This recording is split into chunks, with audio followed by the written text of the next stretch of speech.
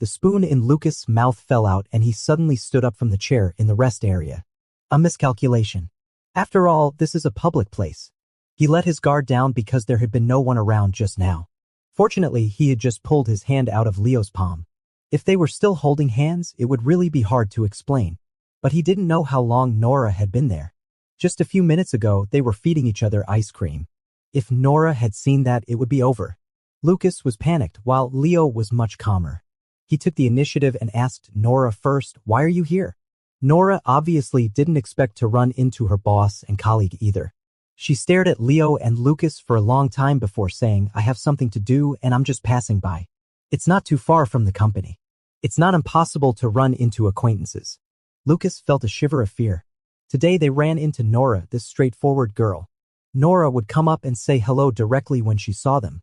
If it were someone else, they might observe them secretly without saying a word. That would be terrible. Leo was very calm and said to Nora, "Mr. Leo, and I also have something to do. We just finished meeting with a client and are taking a rest here." Nora's gaze fell on the ice cream box beside Leo. In such cold weather, it felt strange that the president and his secretary were sitting together eating ice cream. But Leo looked cold and said, "The client gave us several boxes of ice cream. We were tired of talking, so we ate some. It turns out it's not quenching our thirst at all." Nora showed a confused look. The president's explanation seemed reasonable at first glance, but a closer thought made it a bit far-fetched. She looked at her boss and colleague and said, "Do you want to make yourselves sick on purpose so as not to go to work? It's okay to say that about him, but the president is here too." Leo looked at Nora indifferently and said, "Men have stronger internal heat." Lucas lowered his head. He couldn't stand listening to this conversation anymore. Fortunately, Nora wasn't that tactless. She said, "Then Mr. Leo, Secretary Lucas, you've worked hard. I still have something to do, so I'll go back first." As Nora was about to leave, Lucas was still worried and called her back, Assistant Joseph. Nora turned around, looked at him, and waited for him to speak. Lucas stopped the person but didn't know what to say. He couldn't just ask, "Did you see our interaction just now?" So he asked with a stiff upper lip, "Do you want to eat ice cream?" Nora said, "I don't have as much internal heat as you two, so I won't have any." Looking at the two grown men, she finally commented, "You two are so strange." Lucas didn't dare to say much and forced a smile. "Maybe my head is frozen. Winter is really not suitable for eating ice." Nora waved to Lucas and Leo, slung her bag over her shoulder, and walked away quickly. Lucas watched her back. After Nora walked far away, he immediately turned around, grabbed Leo's shoulder, and shook him desperately. "What if we've been discovered?" After shaking Leo a few times, Lucas remembered they were in public. He quickly let go and kept a distance from Leo. Leo watched his performance expressionlessly and said, "Stop making a fuss." "It's okay." Lucas was both nervous and frustrated. He said, "How do you know it's okay? Maybe Nora has already sent what she saw just now to all the work groups." Leo said, "It's not that serious."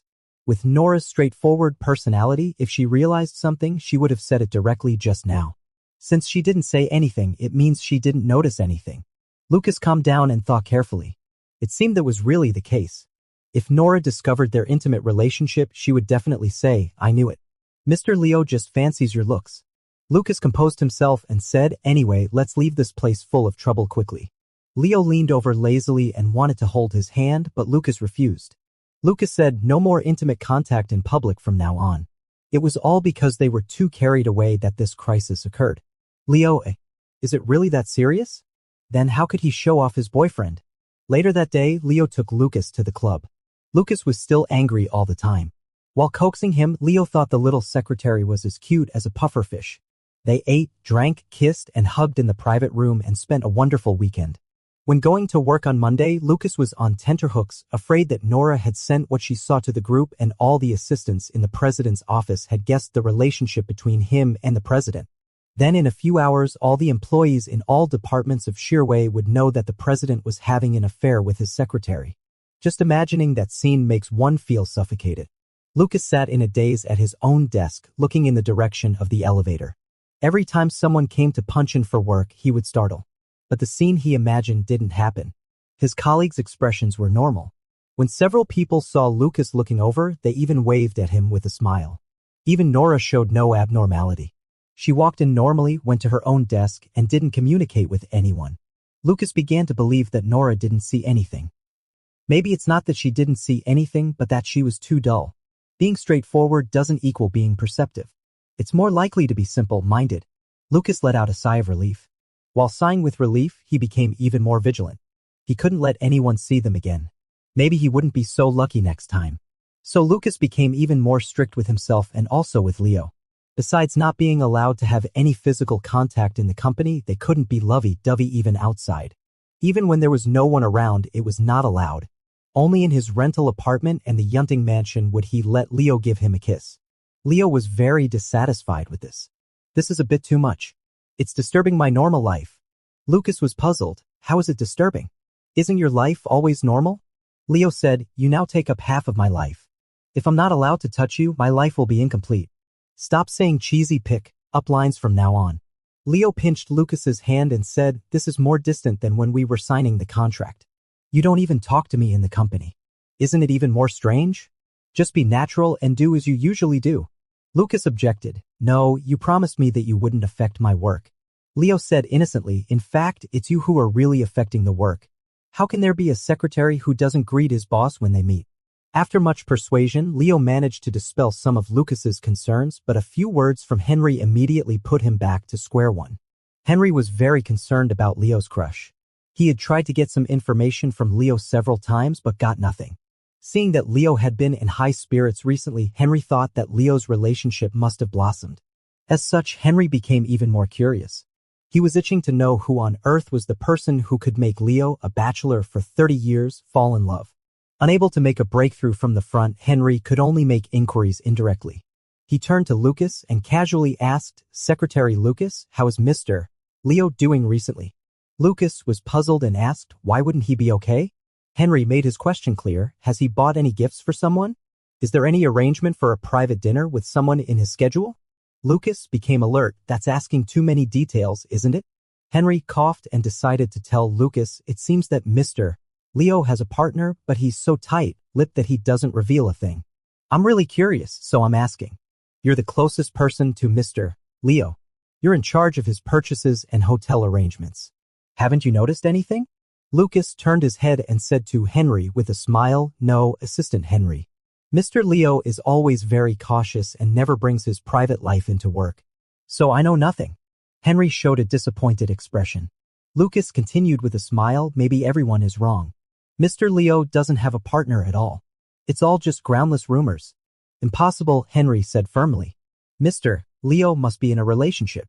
I've been by Mr. Leo's side for so many years and know him very well. He's been beaming with joy recently. There must be something going on. Lucas privately complained about Leo. Leo thought about tearing Henry to pieces in his mind and said he's exaggerating. It's all in his imagination. Think about it. Have you ever seen me do anything out of line in the company? Lucas thought about it and indeed hadn't. When Leo was at the company, he was still as cold and strict as before. Although his temper had softened a bit, he was still decisive and never showed mercy. Seeing Lucas wavering, Leo said to him, you're spending too much energy on this. Isn't it a waste for your career? Lucas was stunned. He was constantly worried that their relationship would be discovered. He was distracted at work. Just as Leo said, he was the one affecting himself. Leo stroked his hair and said, you're too tense. You need to relax. Lucas asked, how can I relax? Leo said, for example, give me a kiss. Lucas, see. No cheesy talk before 5 p.m. As time passed, the daily routine in the president's office remained the same as usual. Nora also showed no signs of activity. Lucas calmed down a little, but still didn't allow Leo to make any intimate gestures in public. He even didn't want to go on dates anymore, which made Leo suffer a great deal. Time flew by. The Gregorian calendar turned a page. After New Year's Day, most of the year-end settlement affairs were handled, but there was still some time before the spring festival. It was a stage when people were tired and most likely to slack off. At this time, Leo arranged a team-building activity for the assistants in the president's office. Some social butterflies like team-building activities. Mainly, it can help to get closer to colleagues and leaders, and they can take the opportunity to accomplish many things that are difficult to achieve on ordinary days. However, office workers with social anxiety hate team-building activities deeply. They think that participating in activities on weekends is equivalent to overtime work. It's better to sleep at home. Fortunately, this team-building activity was on a voluntary basis. You could go if you wanted to, and you didn't have to go if you didn't want to. There was no mandatory requirement. Moreover, the destination of the team building activity was a famous hot spring resort on the outskirts of City S. Only then did everyone realize that this was a welfare activity in the name of team building. Leo saw that everyone was very tired after a year of hard work, so he paid out of his own pocket to let everyone soak in the hot springs to relieve fatigue. The assistants were very happy. Almost everyone signed up and some even brought their children. Leo didn't ask Lucas to arrange this hot spring team building activity. Lucas didn't think much about it either. There were so many assistants in the president's office and not all things needed to be done by him. The specific itinerary was to set off on Friday night and come back on Saturday afternoon. They needed to stay overnight outside. It was only when Lucas was packing his things the day before that he remembered that he didn't have swim trunks. Lucas had been in City S for so many years, but he had never swum. He had never thought about playing in the water in summer either. For him, in the hot season, it was better to stay in the room and blow the air conditioner than to squeeze into the swimming pool with others like a duck. So he didn't have swim trunks. His first reaction was to send a message to Leo. Why do we have to go to the hot springs? I don't even have the equipment. Lucas said casually. After a while, Leo replied, soaking in the hot springs is great. Can relieve fatigue. I have new ones here. They would gather and set off right after work tomorrow afternoon. It was too late to go to Yunting Mansion now. Lucas didn't want to go to Leo to get the swim trunks during work tomorrow. So he said, forget it. I'll call a delivery guy to buy me a pair now. Leo stopped him. Where can a delivery guy buy this kind of thing at night? Besides, you're not allowed to wear pants that others have touched. What the heck? How could he make such a proper thing sound so strange? Lucas thought about it, and there was no other good way. He couldn't take a day off to buy the swim trunks tomorrow, so he agreed to let Leo bring him a pair. On Friday the next day, the assistants in the president's office were all as excited as if they had taken stimulants. They handled things with extremely high efficiency, eagerly waiting for work to end so that they could rush to the hot spring resort. This hot spring resort was more high-end than ordinary hot spring clubs. It incorporated natural scenery, had many outdoor pools, covered a large area, and had many entertainment projects. The per capita consumption was 2 or 3 times that of ordinary hot springs.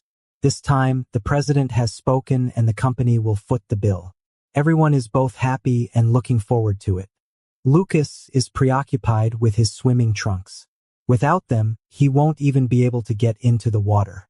He'll have to watch others soaking in the hot spring, envying them helplessly. Lucas chose a moment when everyone was busy and knocked on the president's office door. Leo let him in. Lucas first talked about work seriously, and then stood there with his hands hanging down. Leo looked at him. Lucas said, "Where is it? Did you bring it?"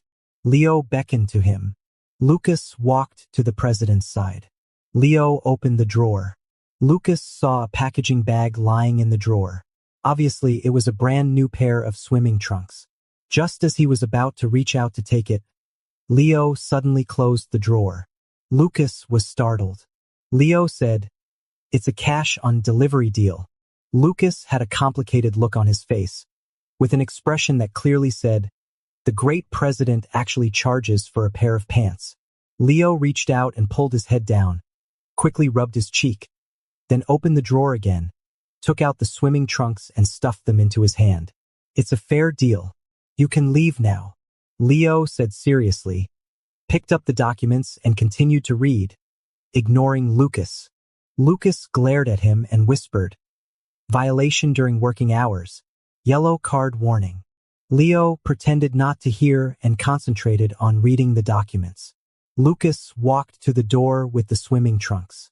Suddenly, he remembered something, stuffed the packaging bag into his suit and clamped it with his arm from the outside. He made sure the package was well hidden before opening the office door and walking out. As soon as Lucas walked outside, he bumped into someone head-on. He never expected someone to be waiting at the door. Caught off guard, he suddenly stopped. "Sorry," the person spoke briefly and dryly. It was Nora, who always looked as if others owed her money. Lucas then said, "Why are you standing here? Then, the thing that was originally tucked under his arm fell to the ground with a thud. Nora looked down and saw a packaging bag lying on the ground. Lucas bent down at an incredibly fast speed, even faster than lightning, picked up the thing, and stuffed it into his trouser pocket in one smooth motion. Unfortunately, the package was a bit too big to fit completely, and a corner was sticking out. Lucas pretended to be nonchalant and explained, "It's something I need for the hot spring tonight." Nora averted her gaze and said, "I'm here to see Mr. Leo." Seeing that Nora didn't press further, Lucas let out a sigh of relief and said, "Next time, don't just stand outside without making a sound. It's really scary." Nora said, "I was just standing there normally." After thinking for a moment, she asked, "Are you feeling guilty? Otherwise, why would he have been so startled?" "Lucas, what do I have to feel guilty about?" He stepped aside and said, "I just finished talking to Mr. Leo. You can go in." After saying that, he walked back to his own seat. Nora entered the president's office and came out after a while. Lucas observed her reaction. Seeing that she looked normal, he felt relieved. Nora sat down at her workstation and recalled the packaging bag on the ground just now. Lucas had picked it up so quickly that she didn't see what was inside. The packaging bag was full of English words. Nora only caught the biggest letters printed on it, which should be the brand name. She had never heard of this brand before. It seemed to be a French brand and looked quite expensive. Nora took out her phone, searched for the brand, and raised her eyebrows after seeing the result. Soon it was time to get off work. The assistants who were going to the hot spring immediately picked up their things and gathered downstairs. This time, in addition to the assistants, there were also some administrative staff from other departments who had close contact with the president's office. There were exactly 30 people in total. They chartered a coach and headed to the hot spring resort. After getting on the bus, someone asked, "Isn't Mr. Leo coming? Why haven't I seen him?" The assistants in the president's office knew Leo's habits well and said, "Mr. Leo usually doesn't go with the group. He drives there alone." Who can blame them? Their president has a cleanliness fetish. Leo is destined not to be a people-friendly boss. The entire journey took over 2 hours. When they arrived at the hot spring resort, everyone was starving and first had a meal together in the restaurant. The dinner was arranged as a buffet. A group of people put together several long tables, gathered together, ate while drinking beer, occasionally told a few jokes and performed some talents, and the atmosphere was very lively. Leo showed up halfway through the meal. He definitely wouldn't have the buffet with everyone. He just came out to say a few words and told everyone to have a good time. The assistants were already used to this, but they couldn't let the president leave so easily. They all started to heckle, asking Leo to perform a show to liven things up. Leo calmly looked at his subordinates and said in a casual tone, "I've never performed a program for anyone." The atmosphere at the scene suddenly became a bit chilly. The person who made the suggestion touched his nose and didn't dare to say more. But there was someone who was drunk and fearless. He shouted, "Mr. Leo, you don't have to perform a program, but you have to talk to us more." Usually busy with work, it was rare to relax today. Leo's attitude was also very lenient. He said, "Tell me what you want to talk about." Since he said so, the subordinates got bolder and said, "Then tell us about your partner." Leo gave them a cold look.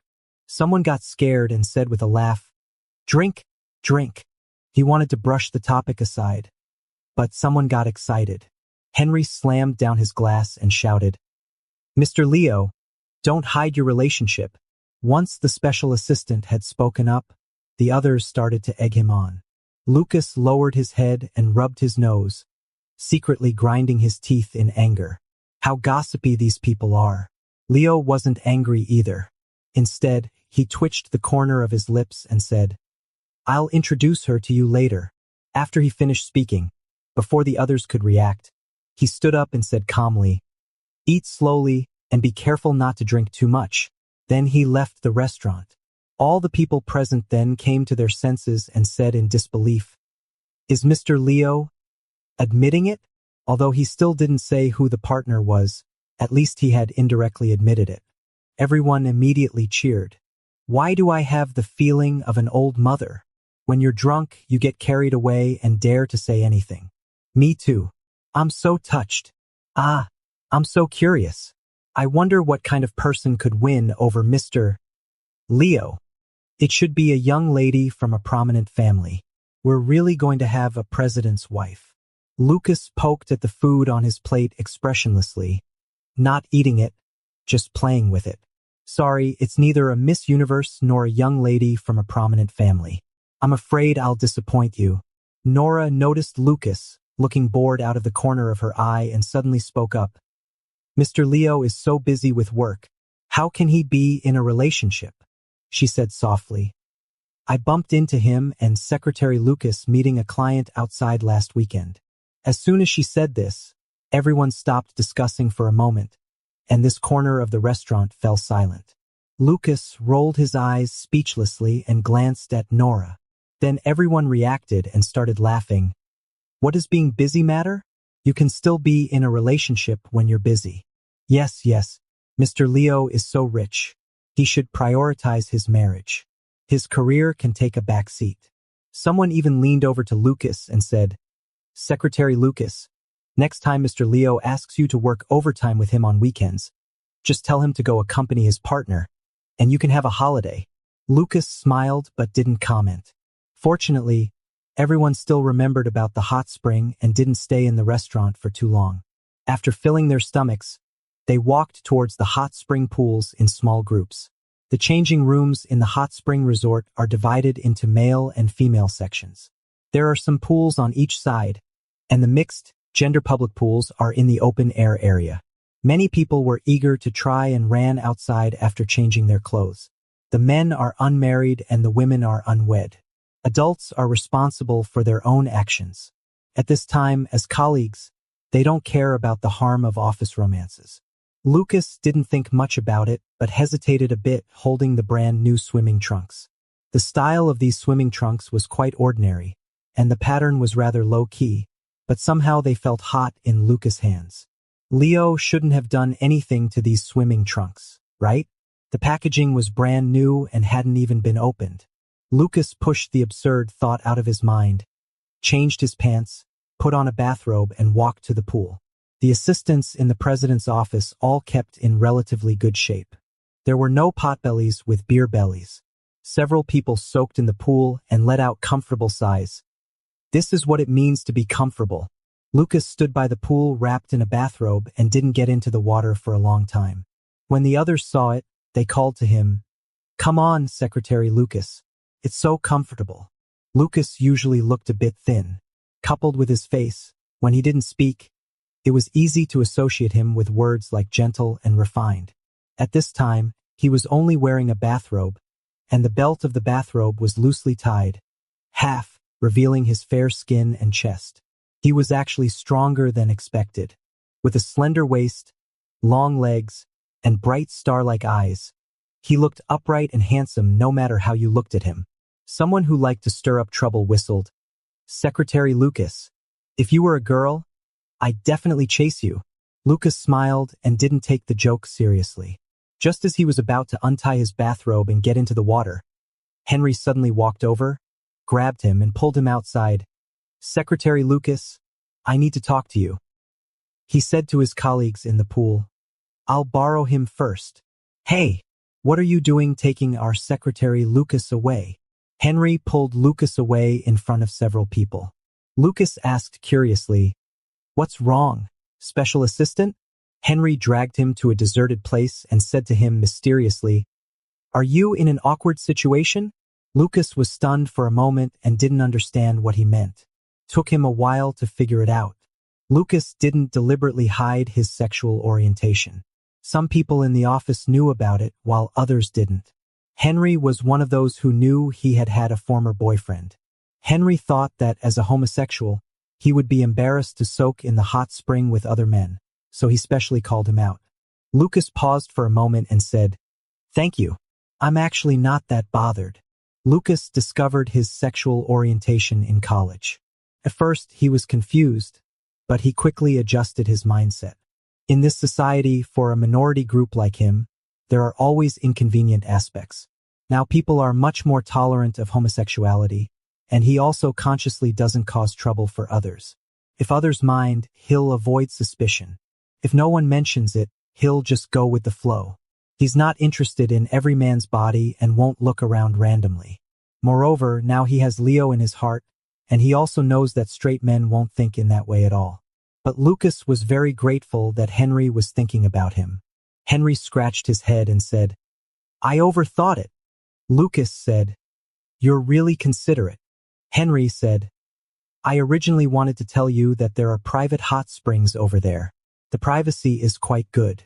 If you need it, you can go there, but you have to pay extra." He said generously, "It can be charged to Mr. Leo's account. He won't mind." Lucas thought that indeed Leo wouldn't mind. Since Henry had kindly told him, Lucas said, "I'll go and give it a try." After all, having a pool all to himself was really appealing. Henry smiled and patted him on the shoulder to encourage him. Then he went back the way he came to join the crowd.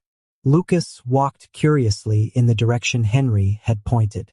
The so-called private hot springs were just separated by wooden sheds. Inside each shed there was a small pool. You could enter by swiping the payment bracelet on your wrist. He peeked into the wooden hut. There was curling white mist inside, giving it a bit of a fairyland atmosphere. It was really good. Lucas was extremely tempted. While he was observing, his body suddenly tightened. Then his feet left the ground. Someone wrapped their arms around him from behind and picked him up. Lucas almost shouted out. Then he felt the familiar breath and familiar strength and closed his mouth. The man carried him across the long wooden corridor. The damp wood creaked under the weight of the two of them. Lucas was a bit annoyed but also a bit happy. He didn't dare to make a sound for fear of attracting more people. They didn't enter the pools in those wooden huts. Instead, they walked to the end of the corridor and even went outside to an independent courtyard. Lucas was only wearing a bathrobe. When he suddenly came into contact with the cold outside air, he couldn't help but shrink his body. The man noticed and hugged him even tighter. The courtyard had a small door and was designed in a Japanese-style open layout, connected to the inner house. The courtyard and the inner room were connected by a gauze curtain that fluttered gently in the night wind, like thin and transparent clouds, vaguely covering the tatami inside. The most attractive thing was that the hot spring pool in this courtyard was designed to be partly outdoors and partly indoors, emitting a hazy steam. Lucas was directly put into the pool.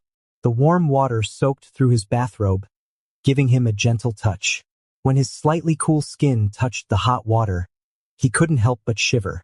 Then he looked up and met Leo's deep eyes. Lucas sniffed and said, "I'll report you for kidnapping." Leo helped him sit still in the pool. Lucas was surrounded by the warm water and felt so comfortable that he wanted to purr. Leo was still wearing his shirt, which was now soaked by the water. The thin fabric clung to his body, outlining the muscles. Leo said, "Go ahead and sue. You're making me commit a crime." Lucas didn't want to respond to this. He turned his head and looked at the courtyard. It was obviously much more luxurious than the public pool outside and the private wooden shed pools. He curled his lips and commented, "Privilege corruption." Everyone was crowded in the same area of water outside, while the president had his own small courtyard for a hot spring bath. Leo said, "I've never soaked in a hot spring before." Lucas looked at him. He said calmly, "They've cleaned this place many times, but I'm still a bit uncomfortable. So I invited you here to disinfect the pool." Lucas knew that Leo had a serious case of mysophobia. It was really difficult for him to soak in a hot spring. He said, "In that case, you shouldn't have chosen a hot spring for the team building activity." Leo was especially honest today. He said, "You never let me get close to you on normal days. I wanted to see you in a bathrobe."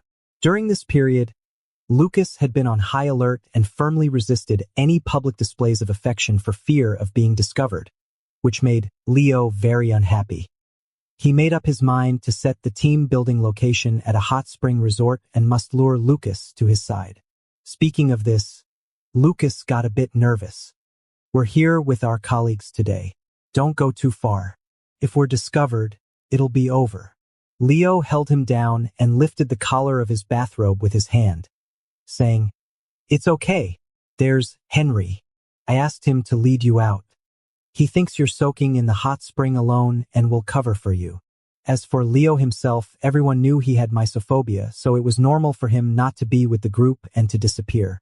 Lucas stared at him and said crossly, "You've planned everything."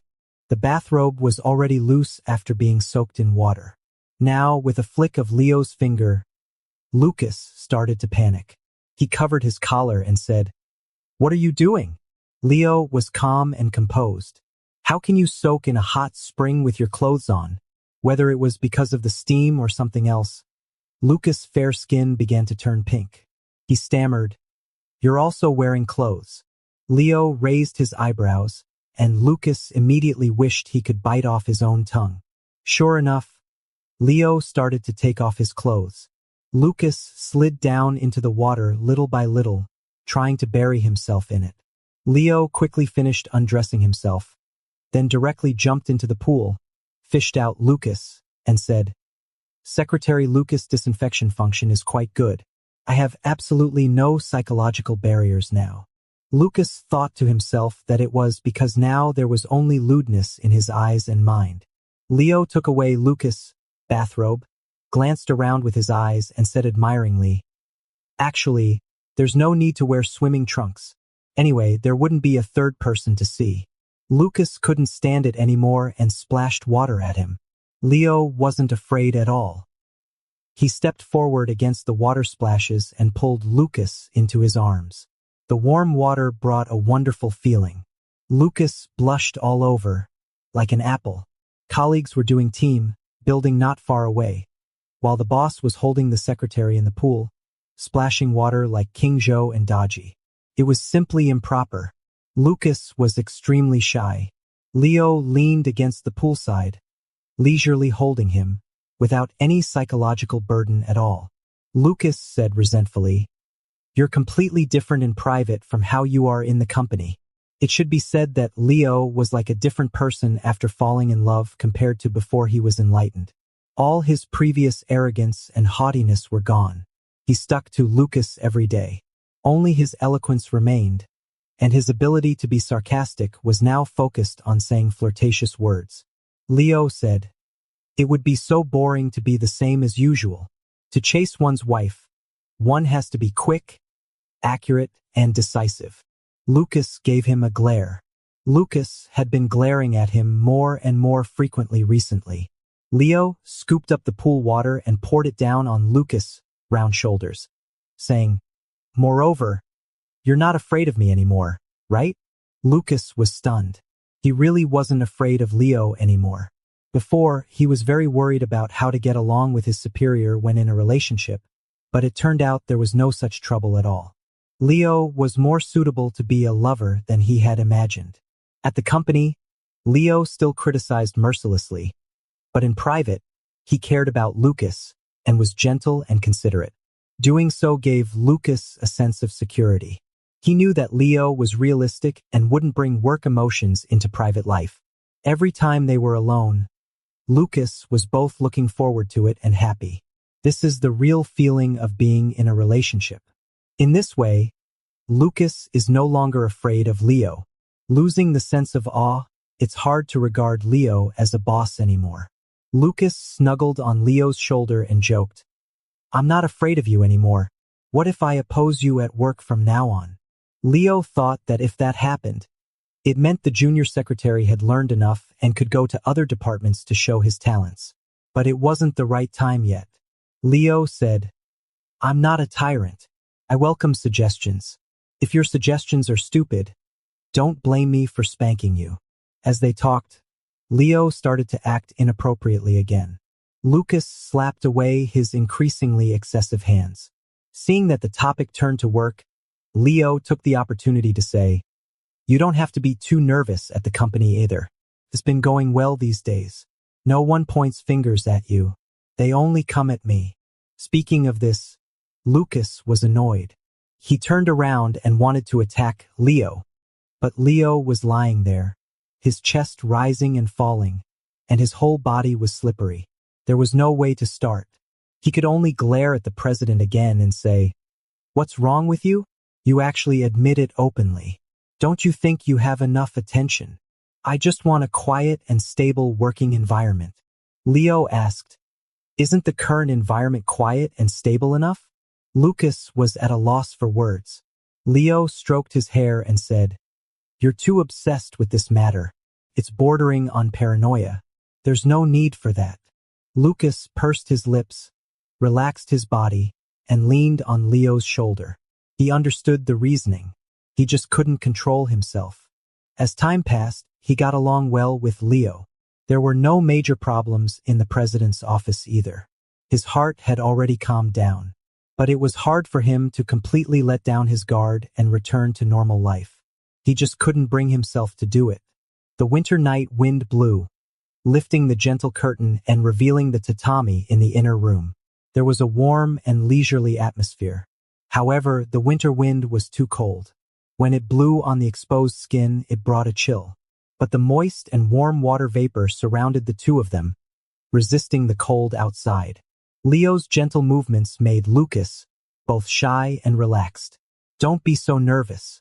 If something really happens, I'll handle it." Lucas said discontentedly, "You said the same thing before. We almost got exposed several times." Leo tapped his neck with his fingertips. The glistening water droplets rolled down his fair and slender neck like pearls. "But we didn't get exposed, did we?" Lucas realized that he was being a bit too neurotic.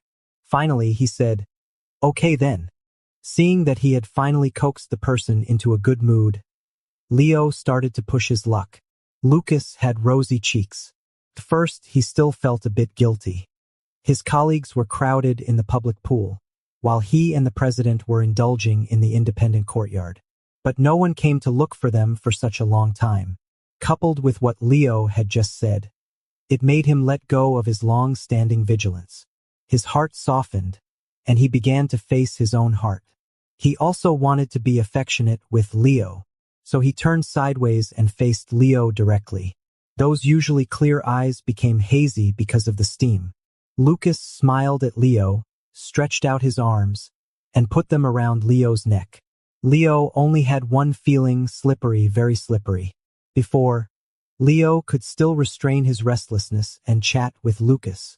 Now that the little secretary softly hugged him and gently rubbed his cheek against his ear, he could no longer hold back. Lucas soon noticed that something was wrong with Leo. Blushing and smiling, he asked softly, "Continue." Leo's reason was instantly blown away by these words. The gurgling sound of the water, the flushed corners of the eyes, and the faint smile on the lips all crazily plucked at Leo's heartstrings. Originally, Lucas said that he would act coquettishly when in love. Leo didn't quite agree before. He wished that Lucas could talk to him in a sweet and delicate way, but Lucas didn't. Not only that, but he was always worried about their relationship being exposed and was fierce to him. Although it was really a happy thing that the little secretary was no longer afraid of him, it had to be said that he was a bit disappointed. And today's Lucas, after letting go of his concerns, also became more open-minded. He put his arms around Leo's neck, stared at the waves of water, and frankly talked about his feelings. "You're so annoying. I don't like this. Reward you once. Please, let me go. Okay?"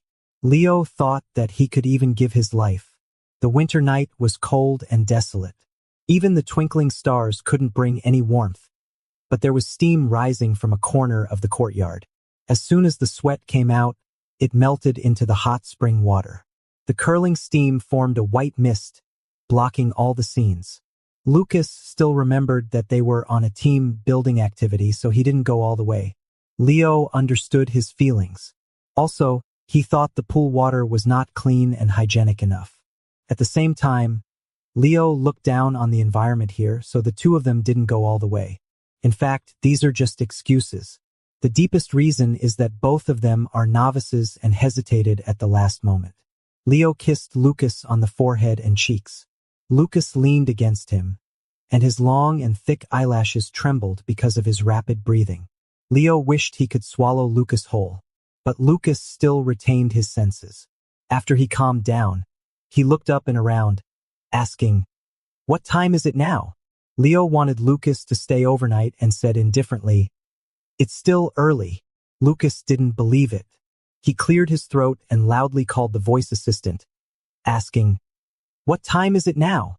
Lucas' phone was locked in the locker in the changing room, while Leo's phone was beside the pool. Hearing someone calling it, the phone honestly reported the time.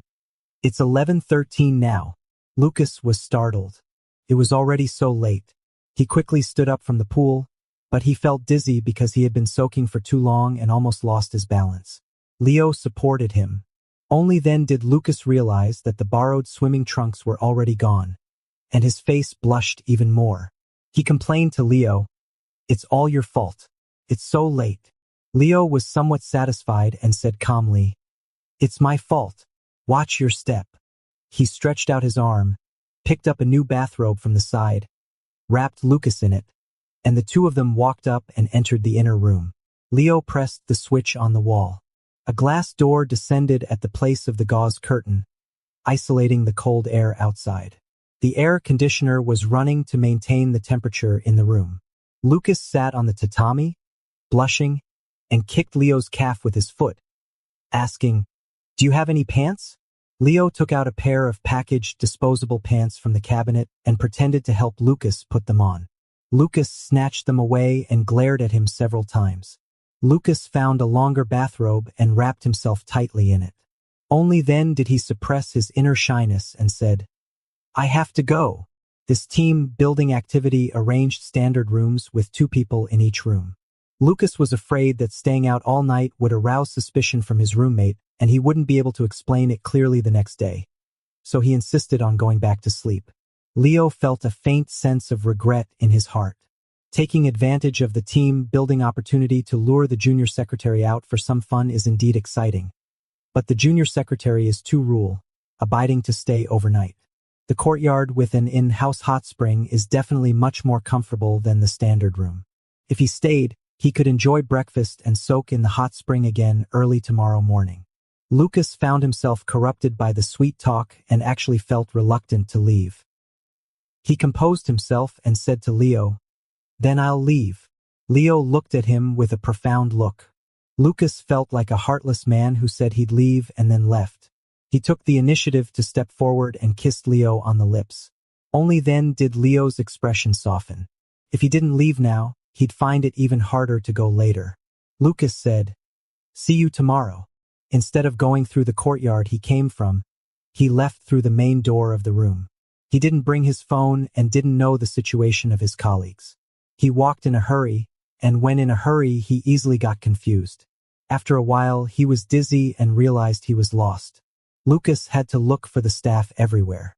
As it was a bit late, he didn't meet any staff but bumped into Henry. Lucas let out a sigh of relief and said, "Assistant Henry, I soaked in the hot spring alone a bit late. Have everyone gone to rest?" Henry said, "No. Some have gone back, and some are still having fun." Since that was the case, Lucas felt relieved. Henry sized him up and asked, "Why did you soak for so long?" "It's not healthy to soak for too long." Lucas smiled and said, "I accidentally fell asleep lying by the pool." Henry nodded and said, "That's great.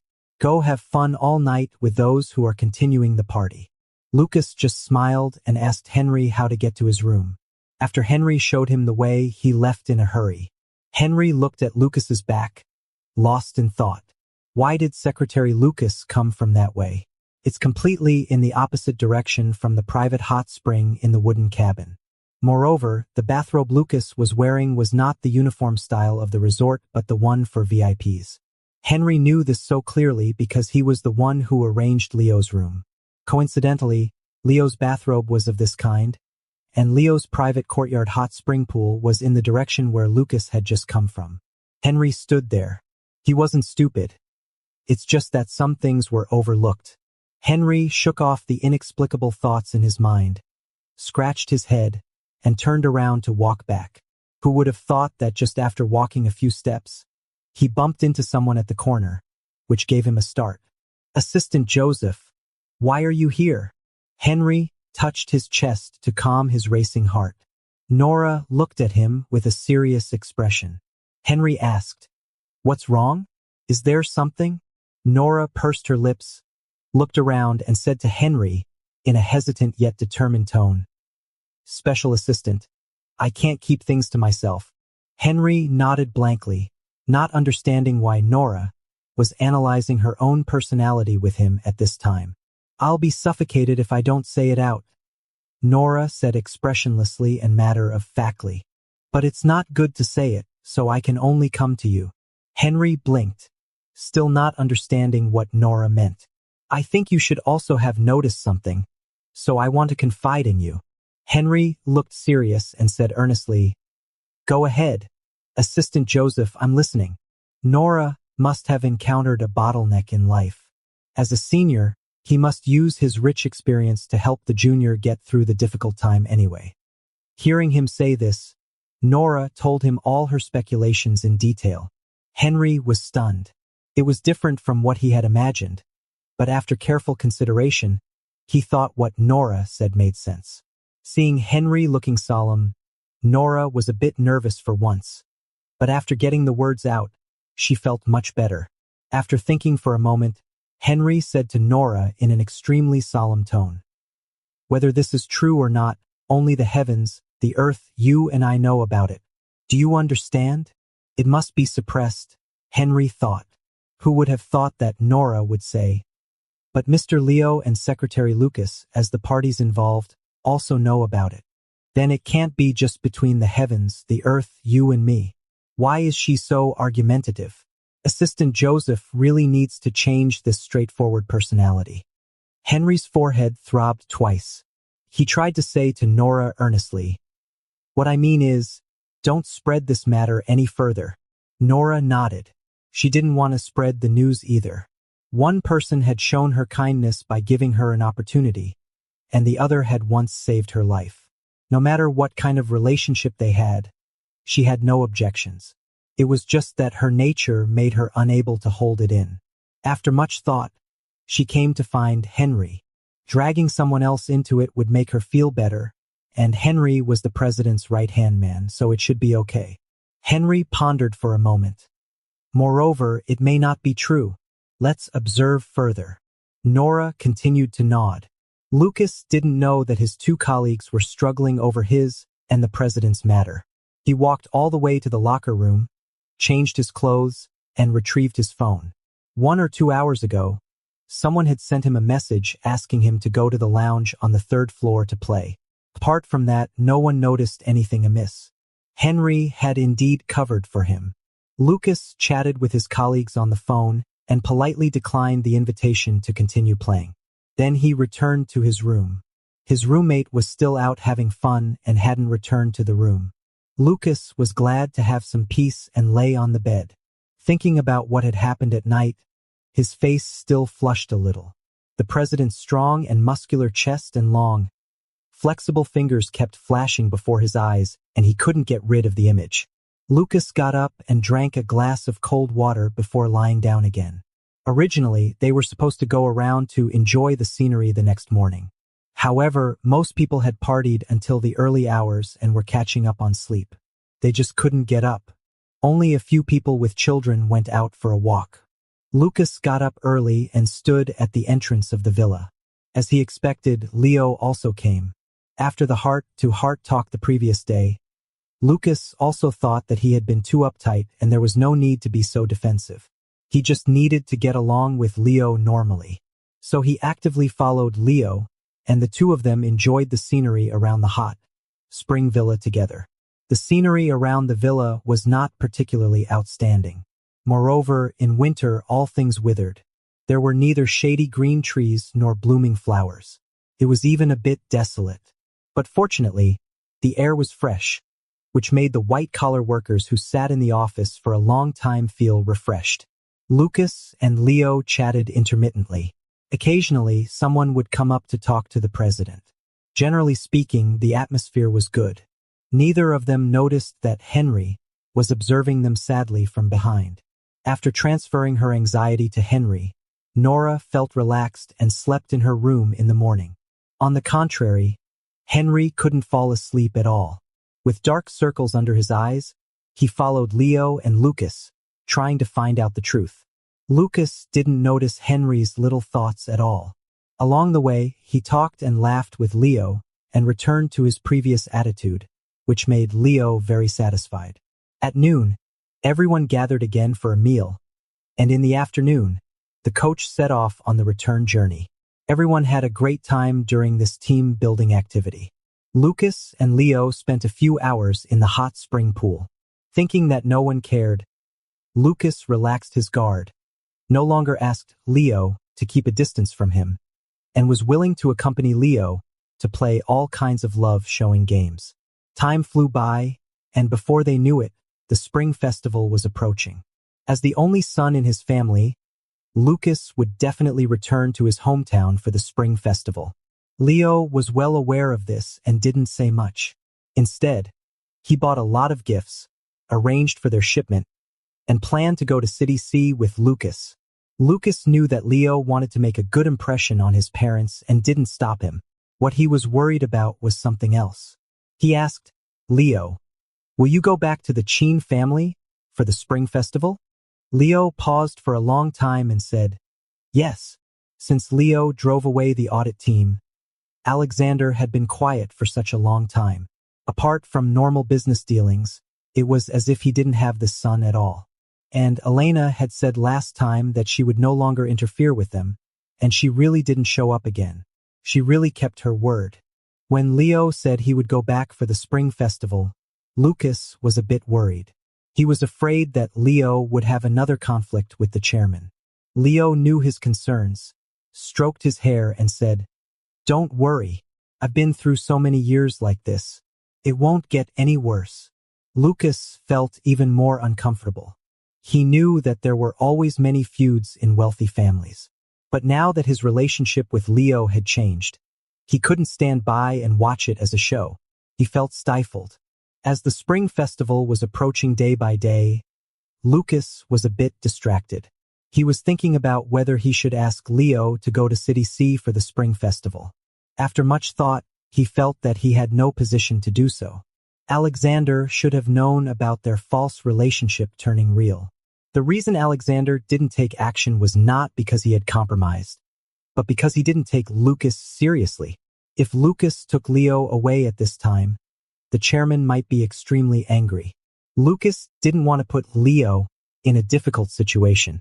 Moreover, they had only been officially in a relationship for a few months, and it wasn't time for them to meet each other's parents yet. Although their parents had already met. Just like this, time passed. Everything in the company was normal, and before they knew it, it was the day before the spring festival holiday. This time, Leo was very kind-hearted and allowed the whole company to leave half a day earlier.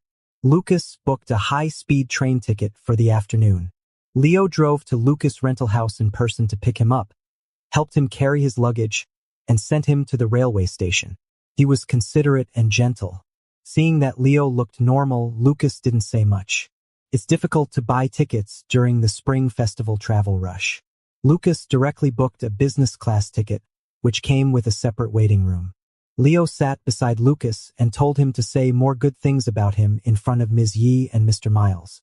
Lucas said, "Apart from thinking you're fond of spending money recklessly, they have a good impression of you in other aspects." Leo gave him a look full of mixed feelings and said, "In your mother's eyes, I'm still bald." He had forgotten about this. Lucas repeatedly promised that he would find an opportunity to change Leo's image. Seeing that it was time for ticket checking, this time Lucas only brought a small suitcase for his clothes with him. Other things were checked in together with Leo's gifts.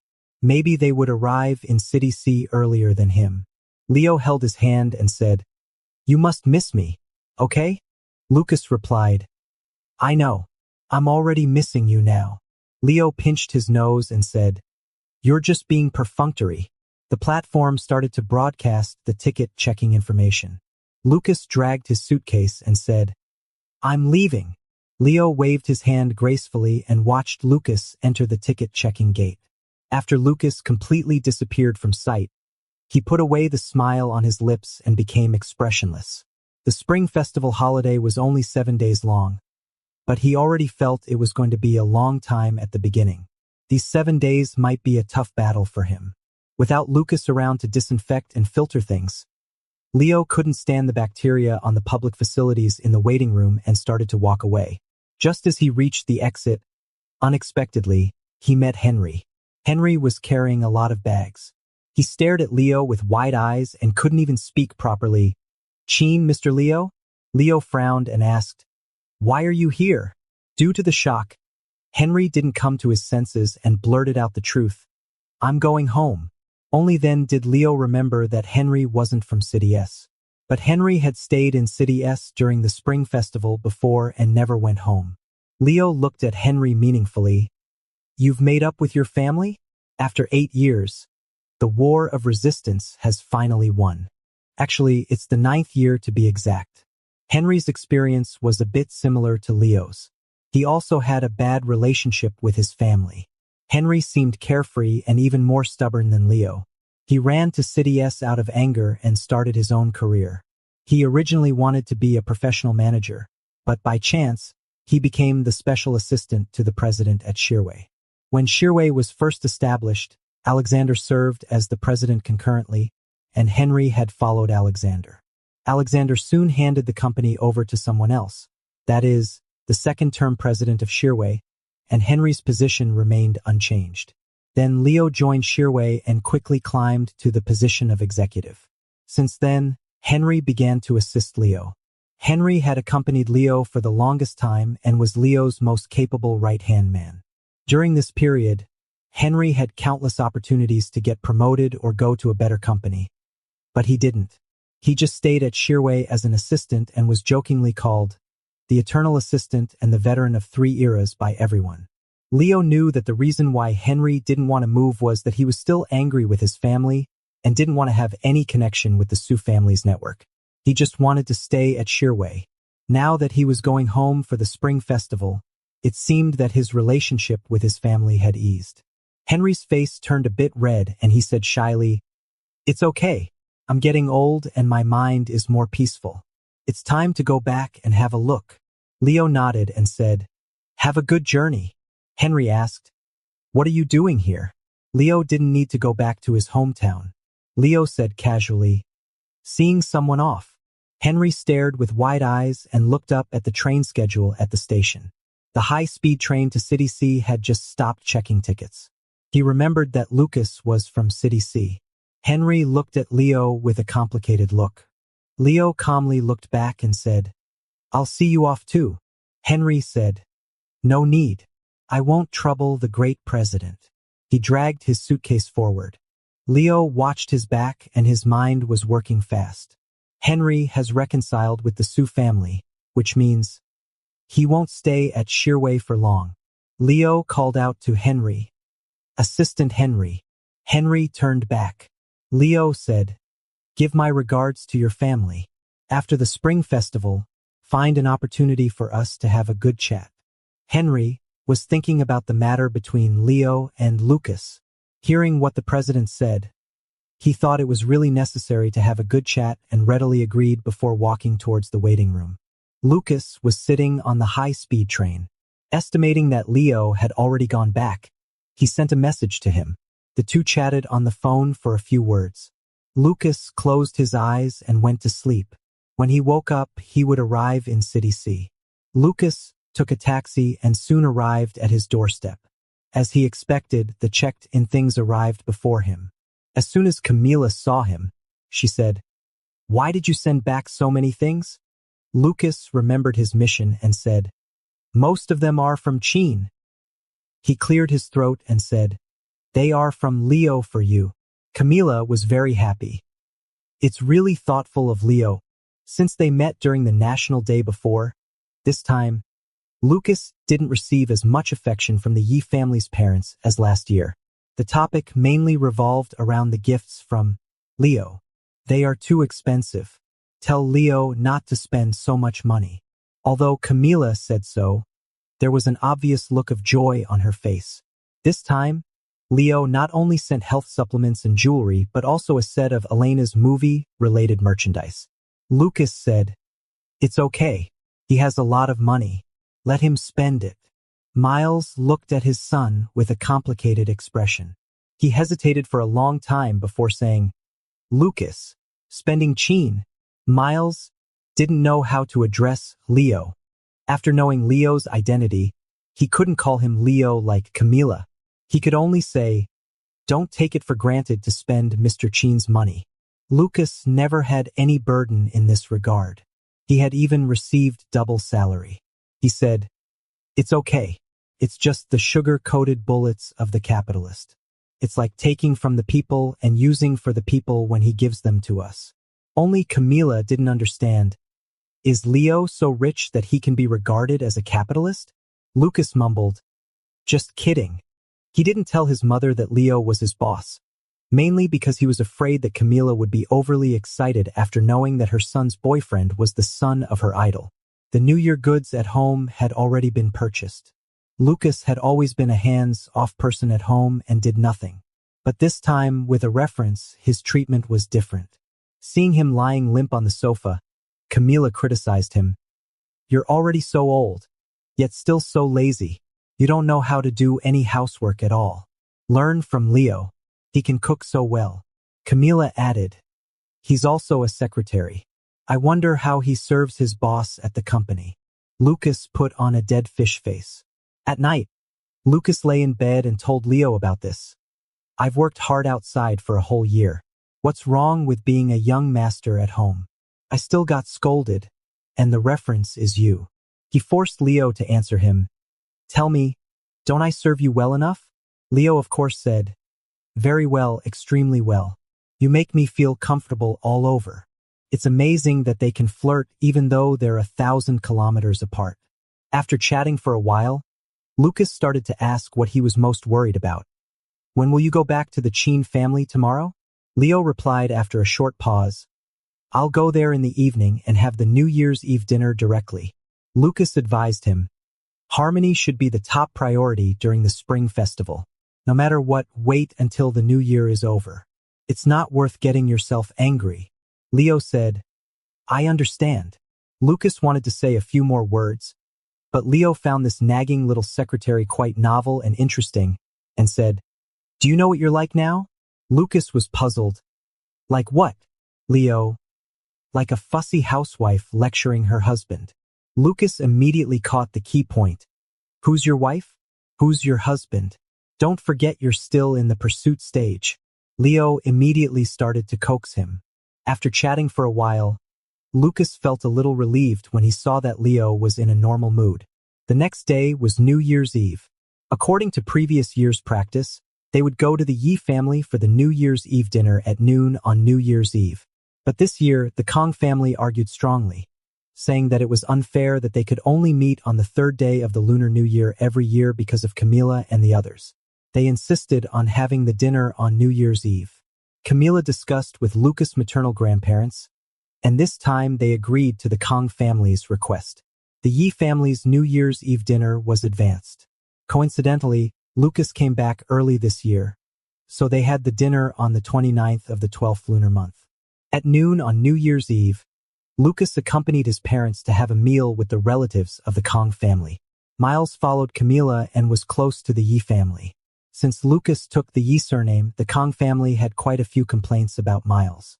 Over the years, they had only maintained ordinary contacts. Coupled with the fact that Lucas liked men, which was disliked by many elders in the Kong family, the relationship between Camila's family of 3 and the Kong family had become even more estranged in recent years. When going to the Kong family for the New Year's Eve dinner this year, Lucas prepared a lot of things in advance and brought them to the banquet to give to the elders. At the same time, the red envelopes he prepared for the younger generation were relatively large, giving them enough face. Only then did Lucas' uncles and aunts show smiles. During the meal, Lucas looked at his phone and saw a message from Leo. Baby, I went for an infusion. What kind of infusion? The night of missing you. He couldn't help smiling. The cousin's wife sitting next to him saw Lucas smiling at his phone and leaned over curiously to ask, What are you looking at? You're smiling so happily. Lucas said calmly, It's a message from my boyfriend. The cousin's wife immediately showed a subtle expression, pulled her own child over, and said, "He really cares about you. But no matter what, a partner is not as considerate as a child. You won't have the chance to understand this feeling." Lucas smiled and said, "Then I have to thank my cousin uncle for giving my cousin aunt the chance to understand the feeling that a partner is not as good as a child." The cousin's wife's face turned pale, and she glared at her husband sitting next to her. The cousin uncle sitting next to her was glared at for no reason and didn't know what was going on. Other relatives heard what Lucas said and asked curiously, "Chodong, what does your boyfriend do? Do you have a photo for us to see?" Lucas replied that his boyfriend was a colleague in the company. As for the photo, he thought about it and realized he really didn't have one. He and Leo didn't have the habit of taking pictures. All their group photos were taken because of company activities, and he couldn't show the photos from Baidu to his relatives. On the surface, the relatives said they should take a photo next time for them to see, but in their hearts, they thought that Lucas' boyfriend was probably not presentable. They had never seen him show off his boyfriend on WeChat moments, and he couldn't even take out a photo. He must be either too ugly or too old. No matter what each person thought in their hearts, the New Year's Eve dinner was quite harmonious. After the meal, Lucas went home with his parents. In the afternoon, he contacted his classmates and friends and tidied up. Time passed quickly. In the evening, Lucas missed Leo and sent him a message asking if he had arrived at the Chin family. Leo quickly replied, "I've arrived. It's okay. Don't worry, nagging wife." Lucas felt relieved and accompanied his parents to prepare dinner. After dinner, after sitting around for a while, the Spring Festival Gala is about to start. This year, Leo has assigned the task of sending New Year greetings to clients to other assistants, so Lucas has time to watch the gala with his family. He only watched the first 2 programs and didn't even bother to make sarcastic comments. He took out his phone and contacted Leo again, asking how his New Year's Eve dinner at the Chin family was. But this time, Leo didn't reply at all. After seeing Lucas off on the 29th of the 12th lunar month, Leo met Henry, who was on his way home, at the station. Then he began to think that the reconciliation between Henry and the Su family was a favorable situation for Shirwei. Maybe all the arrangements could be advanced. Lucas is not around and the company is on holiday. Even if you want to work, others are having a festival. At this time, neither the partners nor the competitors will pay attention to you. Leo began to recall what he would do when he was single and found it a bit boring. He wasn't interested in either working out or reading the news. He simply leaned on the sofa in the audio-visual room and continued playing the game from where Lucas left off. Lucas would come to the Yunting mansion from time to time and left many marks in this big house, such as the clothes in the wardrobe, the cup that belonged to him, and the game save in the game console. Leo numbly controlled the character to fight monsters like mowing grass and couldn't understand how he used to pass the time without Lucas. After a while, a voice prompt popped up on his phone. Elena was looking for him. In fact, Elena didn't really ignore everything as she said. She just managed things in a roundabout way. She would chat and try to get information from Shirwei's spokespersons in the name of a senior in the entertainment industry. She would also have heart-to-heart talks with Ivy to ask about the situation. She also attended Shirwei's annual meeting. Even for the last hot spring team building activity, she provided a discounted account, saving a sum of money. It's just that Elena has never directly asked Leo how his relationship with Lucas is going. The spring festival is coming soon, and Elena finally made a phone call. "What time will you arrive tomorrow?" Elena asked. Leo told her a time that would be just in time. Elena had no objection and just said, "Don't make a fuss during the spring festival." Leo said, "I know, but it takes 2 to tango." Elena understood what he meant. Leo was assuring her that as long as Alexander didn't scold him, he wouldn't cause any trouble. Elena would naturally go to Alexander's place to persuade him and felt a little more at ease. Then she asked again, "You'll come back alone tomorrow, right?" Leo gave a cold laugh and said, "Lucas has gone back to his hometown. He's thousands of miles away now." Elena was afraid that Leo would bring Lucas with him when he came. Now that she got the answer, she felt relieved, but also a bit embarrassed because Leo had seen through her thoughts. Leo didn't want to say more. He just said that he would arrive on time tomorrow and then hung up the phone. Elena stared blankly at her phone. How had her life come to this? Even her son was so estranged from her. It was Chinese New Year's Eve the next day. Leo didn't want to go back to the Chin family too early. He spent the whole day at Yunting Mansion. Lucas kept sending messages to him throughout the day, showing his obvious concern. Leo replied with cheesy pick-up lines to comfort him, and Lucas' anxiety was slightly alleviated. Lucas sent Leo a photo of the New Year's Eve dinner at the Kong family. The whole family was sitting in the living room of the old Kong family house, and there were all kinds of meat dishes on the table. Without looking at everyone's expressions, at least it looked lively. Leo recalled how he spent the Spring Festival when he was young. Alexander's relatives were few in number and couldn't even fill a table. They just had a simple meal every year. The Fu family was lively. They would take care of Nolan during the Spring Festival. Sometimes they would come to the Chin family, and sometimes they would invite Nolan to the Fu family. No matter where his eldest son was, Alexander would follow. Elena was an actress. She was so busy filming that she didn't even take a break during the Spring Festival. Not to mention that sometimes she participated in New Year's Eve parties. Even when she was at home without any performances, she first focused on Nolan's experience. For several years, Leo spent the Spring Festival holidays alone at home. He didn't feel lonely at that time. Instead, he felt very at ease. Now looking at Lucas' photo of the New Year's Eve dinner, he felt a bit lonely. Leo didn't show his emotions and manually gave Lucas a like. No matter how much he dawdled, time still passed. Leo got up, put on his coat, picked up the prepared gifts, and walked out of the door. He drove towards the Chin family's mansion. The road was deserted and unobstructed all the way. These days, the Spring Festival is becoming less and less festive. Migrant workers go back to their hometowns, and setting off firecrackers is not allowed. The whole city is in a quiet and lonely state. Soon he arrived at the Chin family. As usual, Elena was waiting at the door. Seeing the New Year gifts in Leo's hand, she symbolically said, "You just need to come. There's no need to buy anything." Leo walked into the house. Alexander was sitting in the hall. When he saw his son, he didn't get up, just gave a faint look and kept silent. Presumably Elena had called ahead. Alexander didn't scold him but just glared at him. Under Elena's eager gaze, Leo called out, "Dad." Alexander's expression softened a little and he let out a grunt. This time Nolan arrived earlier than Leo. Looking at the scene, he said to Leo, "You look in good spirits." Leo glanced at him, acknowledged his greeting, and said, "It's okay recently." Elena was very relieved. Anyway, at least the atmosphere seemed harmonious on the surface. She didn't ask for anything else, just wanted to spend the Spring Festival peacefully. There was still some time before dinner. The men had nothing to say.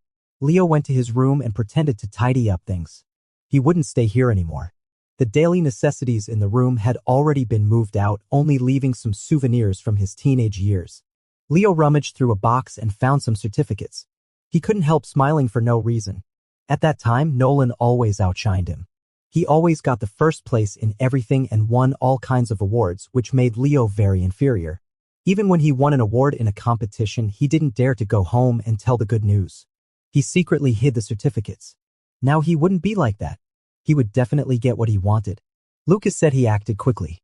In fact, he was the most patient with Lucas. He had wasted some time in the middle, but he knew he had to hold tightly what was in his palm, otherwise he would lose it. Leo couldn't help feeling that maybe he was getting old. He was actually reminiscing about the past year. At this time, someone knocked on the door. Leo looked up and saw Nolan standing at the door. Nolan didn't enter the room. He stood in the corridor and talked to Leo. After hesitating for a moment, he asked, "How is Secretary Lucas?" Since the matter of Leo and Lucas' contract relationship was exposed that day, Nolan hadn't seen Lucas. But he heard some snippets from Joseph. It seemed that Leo was with Lucas.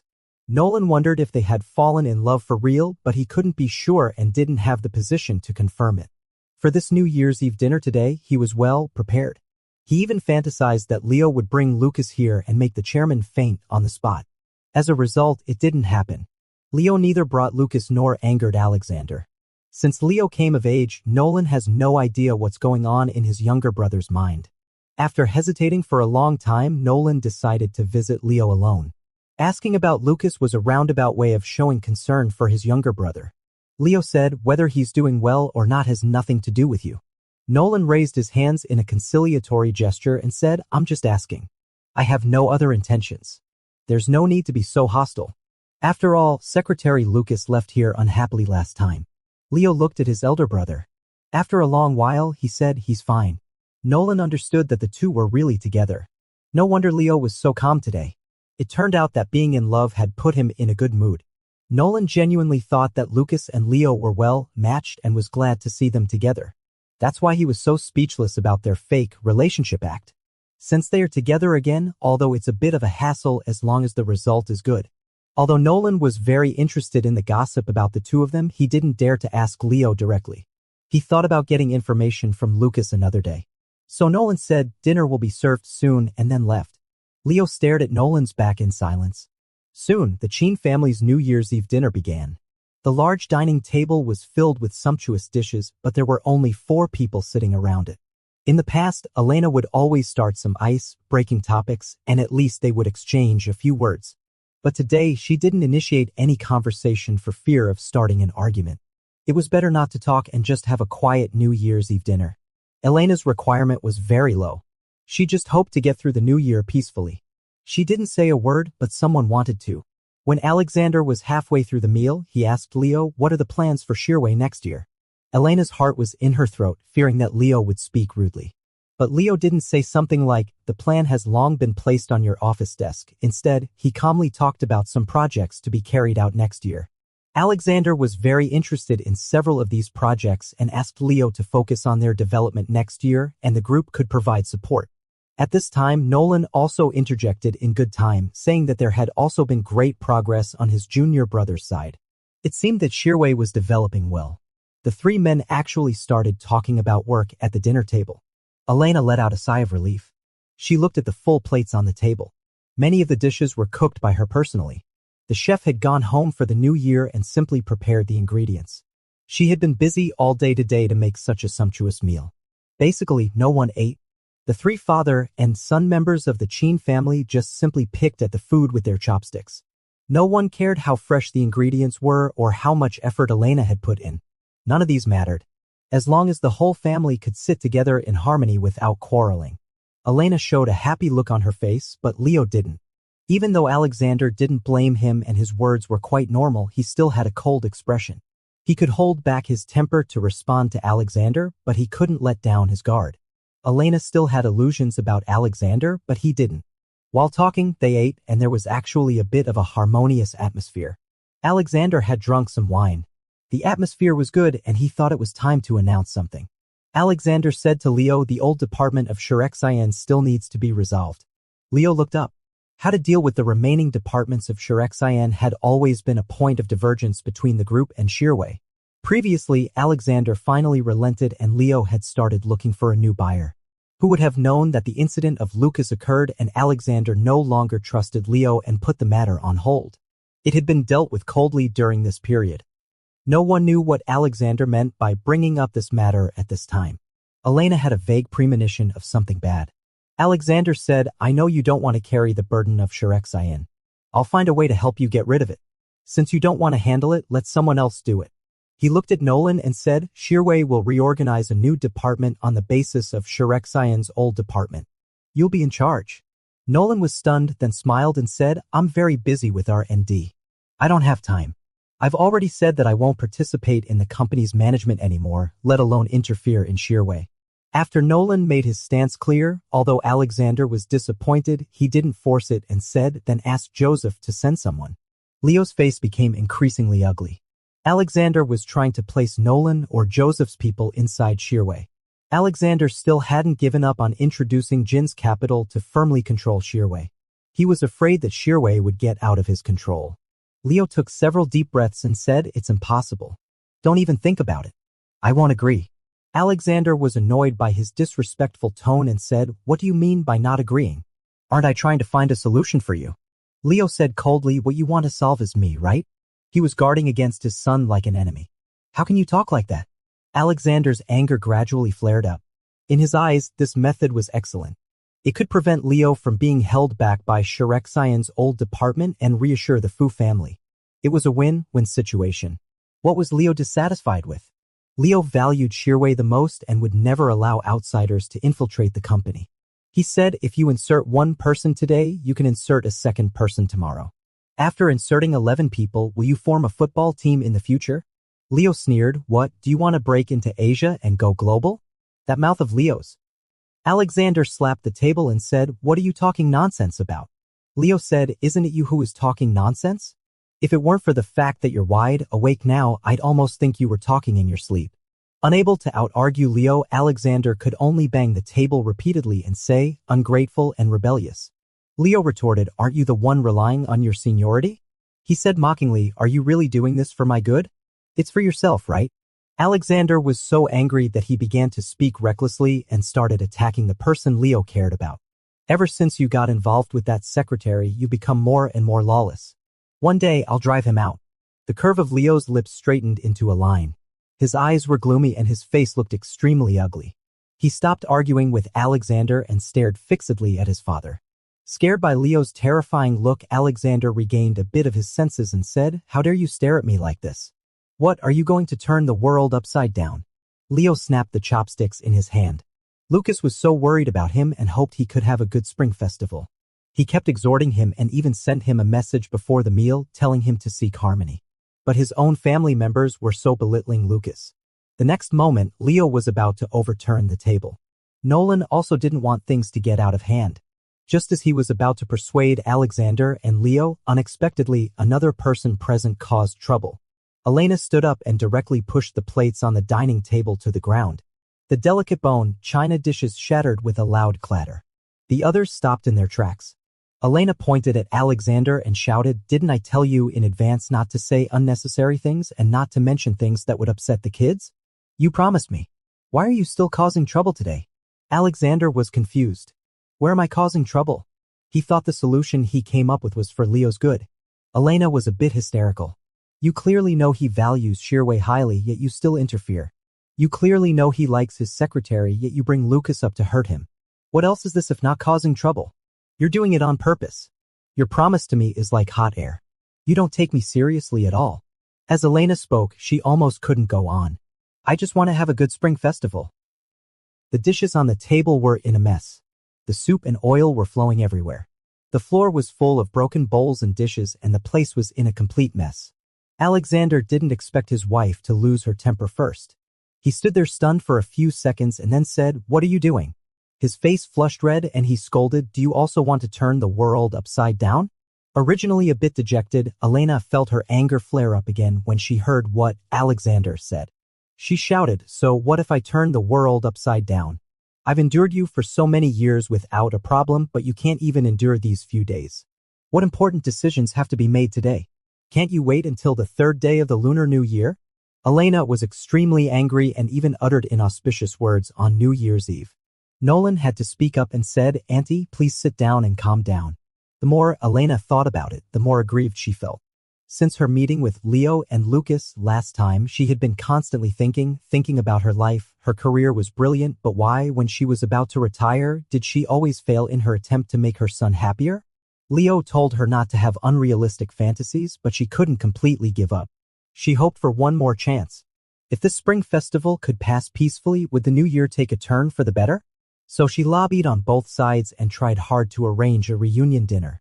However, the fact told her that even if people were sitting together, they would still quarrel if their hearts were apart. Elena was furious and didn't even give Nolan face. She said, it's because I've been too calm all these years that things have become like this. Alexander was also angry and said, what have I done to make you endure? It's you who shout and scream during festivals. Elena said, how dare you ask? Look at how you treat Leo. You always have a bad look on your face whenever you see him. Alexander slapped the table and said, isn't it because you didn't educate your son well? When Elena was a national goddess, she was highly regarded. Only at home did she do the cooking. Now, with her temper flaring up, she slapped the table back at Alexander and said, isn't he also your son? He has half of your blood in him. Alexander still said, that's why I have to educate him. As soon as he finished speaking, Leo suddenly stood up, left the dining table, and walked inside without saying a word. There was complete silence behind Leo. There was no more quarreling, but he didn't care about it anymore. He went back to his room, took out his phone. Since just now, his phone had been vibrating non-stop in his pocket. When he opened it, sure enough, it was Lucas. Lucas sent more than a dozen messages asking him what was wrong and also made 5 phone calls. Leo replied, I went to have a meal. What's up? Lucas immediately popped up and said, hate it. You just responded to me now. You've worried me to death. Leo sent an emoji and said, what's there to worry about? After calming down for a while, Lucas carefully sent a message. You didn't have a fight, did you? Leo typed, no. No one would look for trouble during the Spring Festival. Lucas seemed relieved and sent some complaints about the Spring Festival gala. Only then did Leo realize that it was getting late. Lucas obviously thought that Leo was free after dinner and wanted to chat with him. But Leo was a bit tired and said, I still have something to do. Let's talk later. Lucas obediently replied, okay. The chat stopped. Leo didn't put away his phone but stared blankly at the chat window. He stretched out his finger and stroked Lucas' profile picture through the screen. At this time, Elena walked in. Leo put down his phone and said to his mother, Mom, I'm sorry. He could understand his mother's feelings. Just like when she was afraid of others saying that she was harsh to her step-son when he was a child and tried to get along well with Nolan, Elena just wanted to create a harmonious family atmosphere. But no one cared about her feelings and there was still a quarrel in the end. Leo himself was also one of the culprits who hurt Elena. Elena shook her head and said, you don't have to endure it. The word endure only works when both sides endure. If only one side endures while the other acts recklessly, it's called oppression. Elena saw some awards placed beside Leo and a feeling of guilt flashed through her heart. She didn't see these awards until she was cleaning the house after Leo rarely lived at home when he grew up. How much she had neglected her son before.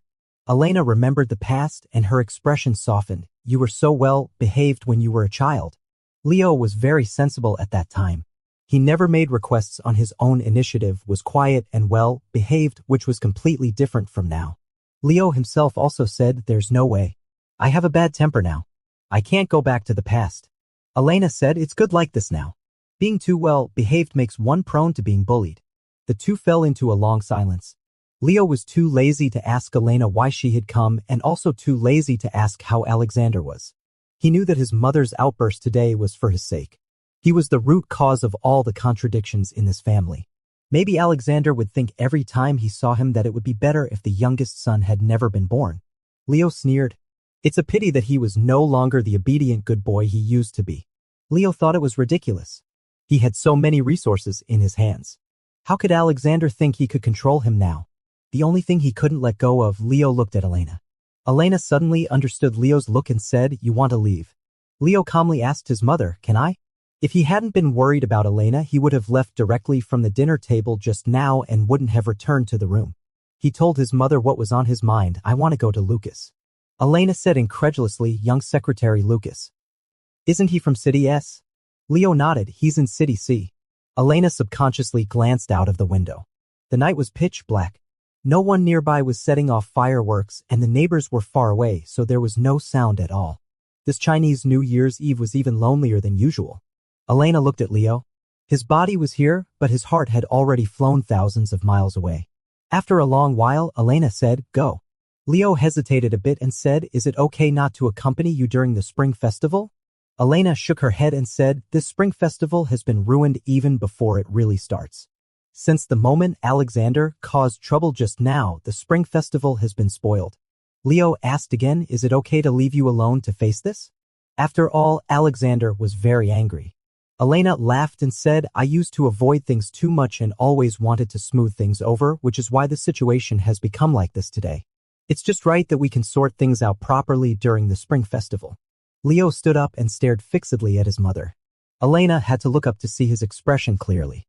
Leo was so tall and had become a man of integrity. There was no need for him to compromise here for her sake. Thank you, Leo said. Elena said, there's no need to thank me for this. Leo added, it's on behalf of Lucas. Elena lowered her eyes. Elena agreeing to his going to find Lucas was equivalent to indirectly accepting the relationship between him and Lucas. Leo looked deeply at his mother and said softly, then I can only say Happy New Year in advance. Elena smiled, patted Leo's arm and said, go quickly. Since this family couldn't bring happiness to her son, she couldn't stop him from going to a new haven. Leo picked up his overcoat and left right away. He walked out of the room and was seen by Alexander when passing by the hall. Alexander still had an angry look on his face. Nolan was persuading him beside. At this moment, seeing Leo holding a coat in his hand, obviously intending to leave, he shouted, stop. Where are you going? Leo stopped in his tracks, turned around and stared expressionlessly at Alexander. He could have ignored his father and left directly, but he deliberately wanted to tell Alexander his intention and said, "I'm going to City C."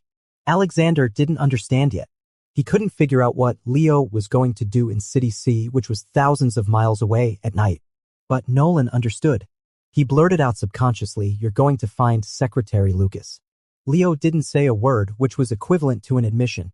Alexander stared wide-eyed, his face flushing with anger, and said, "You're crazy." It was bad enough that Leo had run away from home on New Year's Eve, and now he wanted to cross half of China to find that secretary. In Alexander's eyes, it was simply insane behavior. Leo said coldly, "I inherited my madness. You've only passed on this fine trait to me." Alexander shouted angrily, "You're crazy on your own and you're blaming it on me." Pointing at Leo menacingly, he said, "You're not leaving today." Leo had said what he wanted to say and didn't want to waste any more words. He simply turned around. Alexander tried to stop him but found that Leo was tall, strong, and young.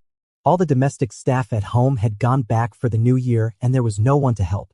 Then he tried to threaten Leo with company matters but found that Shearway was booming. He couldn't take any hasty action. Once he touched this cash cow, all the shareholders would jump out in opposition. Alexander could only say, "If you dare to leave this house today, I'll disown you as my son." Leo stopped again and smiled. "What good news?" He said mockingly, "I've been longing for this." Alexander was about to be driven mad by him.